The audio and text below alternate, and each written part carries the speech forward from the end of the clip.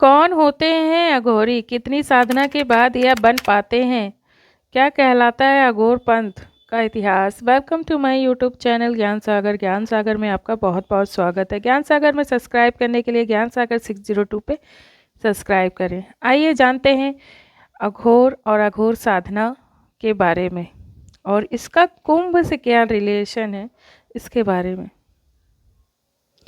अघोर साधुओं की रहस्यमयी दुनिया। कैसा होता है जीवन? नागा बाबाओं से कितने अलग अघोरी साधु भगवान शिव को मोक्ष का मार्ग मानकर उनकी घोर साधना करते हैं और शिव को सर्वज्ञ, सर्वव्यापी और सर्वशक्तिमान मानते हैं। अघोरी जन्म मृत्यु के भय से भर माने जाते हैं। इसी वजह से ये शमशान में भी रहते हैं। अघोरी और नागा साधुओं के बीच भी अंतर होते हैं। संगम नागरी प्रयागराज में महाकुंभ का शुभारंभ होने जा रहा है।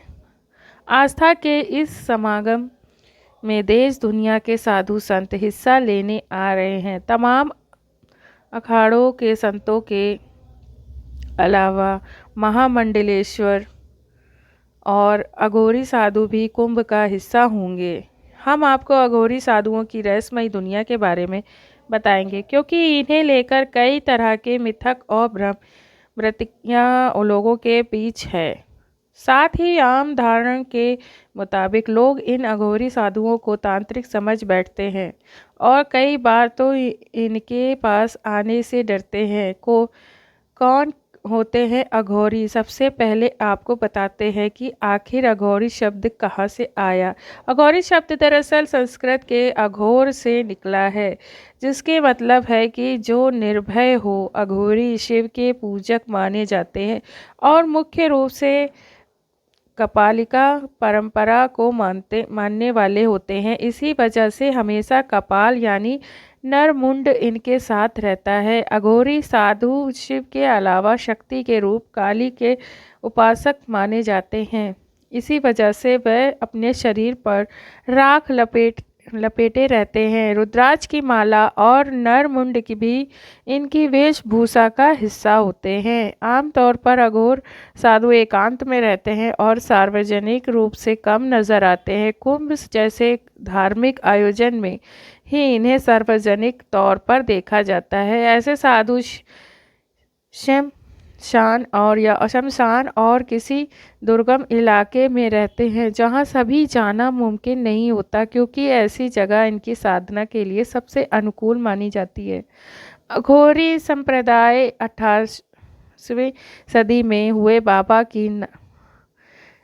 की नाराम को अनुसरण करते और उनके द्वारा किए गए कर्मों को अपनी परंपरा का हिस्सा मानते हैं। सबसे पहले अघोरी की उत्पत्ति काशी से हुई थी और तब से ये देश भर के मंदिरों में फैल गए। शमशान में रहकर करते हैं साधना।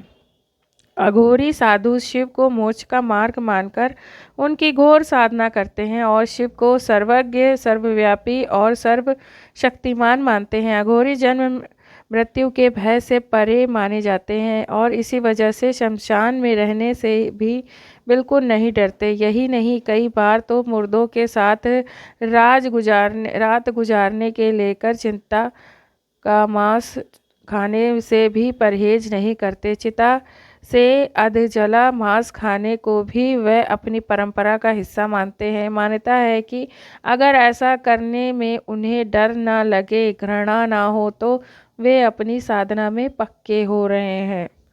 अघोरी अनटोल्ड स्टोरी नाम से किताब लिखने वाले मयूर कलबाग बताते हैं कि अघोरियों के बारे में धारणा है कि वे मानव मांस खाते हैं, शराब पीते हैं और उन्हें तांत्रिक की तरह दिखाया जाता है, लेकिन इनके पीछे पूरी सच्चाई नहीं है। वह ऐसा कहते हैं लेकिन सिर्फ यही करते हैं कि ये सभी सच नहीं है कि उनकी साधना का एक हिस्सा है। इसके जरिए वह बताते हैं कि वह कुछ भी खाकर पीकर जीवित रह सकते हैं। मयूर बताते हैं कि किसी आम आदमी के लिए रात के वक्त शमशान जाना तक मुमकिन नहीं, लेकिन अघोरी वहाँ कई कई दिनों तक रहते हैं। वह फ़ोटो या वीडियो लेना भी कई बार पसंद नहीं करते। मैं जिन अघोरी से मिला, कम से कम वो इसके लिए तैयार नहीं थे, क्योंकि इसकी वजह शायद वो छवि है जो आम लोगों के बीच बनी हुई है। वह तंत्र करते हैं, साध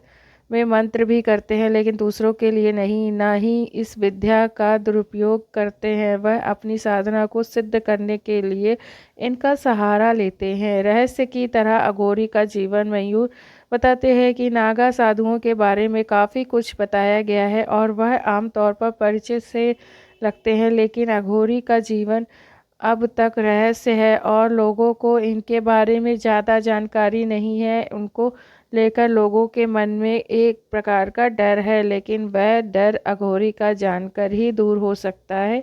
उनके जीवन का एक मंत्र है कि आप अपना काम करिए और हमें अपना मोक्ष मार्ग पर चलने दीजिए। उन्होंने कहा कि वह भी हमारी तरह आम इंसान ही हैं, लेकिन उनके जीवन का लक्ष्य हमसे अलग है। उनकी पूजा पद्धति और लाइफस्टाइल हमसे अलग है। नागा बाबाओं से कितने अलग अघोरी साधु।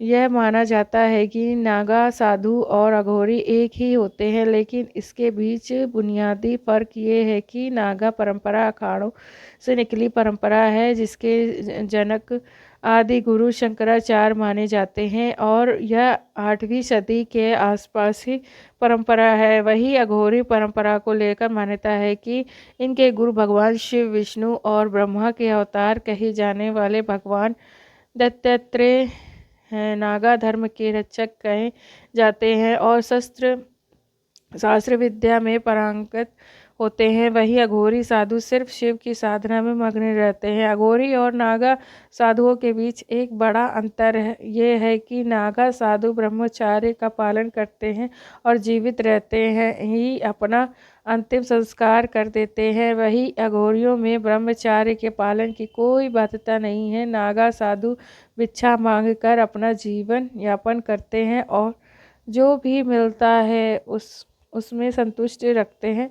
वहीं अघोरी चिता के मांस से लेकर कुछ भी खाने के लिए स्वतंत्र हैं। इसके पीछे भी कई बार वे प्राकृतिक चक्र का हवाला देते हैं और उनका मानना है कि उस मांस को कोई छूता तक नहीं है, ऐसे में उसे खाने में कोई बुराई नहीं है। नागा और अघोरी साधु दोनों ही शिव की पूजा करते हैं, लेकिन साधना के तौर तरीके अलग हैं। जैसे नागा साधुओं का काम इंसान और धर्म की रक्षा करना है, इसके लिए पारंपरिक हथियार चलाने की इच्छा भी दी जाती है। वहीं दूसरी तरफ अघोरी शिव की पूजा करते हुए तंत्र साधना करते हैं। वे इस ताकत को इस्तेमाल लोगों की मदद करने में करते हैं। अघोरी मुख्य रूप से 3 तरह की साधना करते हैं। शव साधना, जिसमें शव को मांस और मदिरा का भोग लगाया जाता है।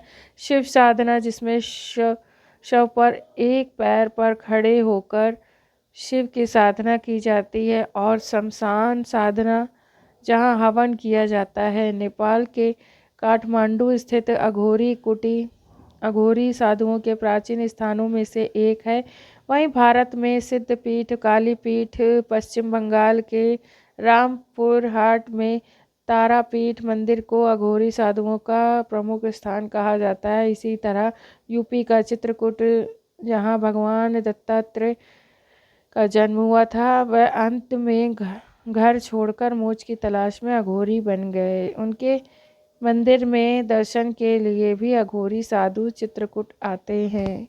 तो दोस्तों, आपको ये स्टोरी कैसी लगी और अघोरियों के बारे में जानकर आ रही आपको कैसी लगी? हमारे चैनल को लाइक करें, शेयर करें, सब्सक्राइब करें। अगर आपको स्टोरी पसंद आती है तो हमारे चैनल को सब्सक्राइब करना ना भूलें। थैंक यू, धन्यवाद।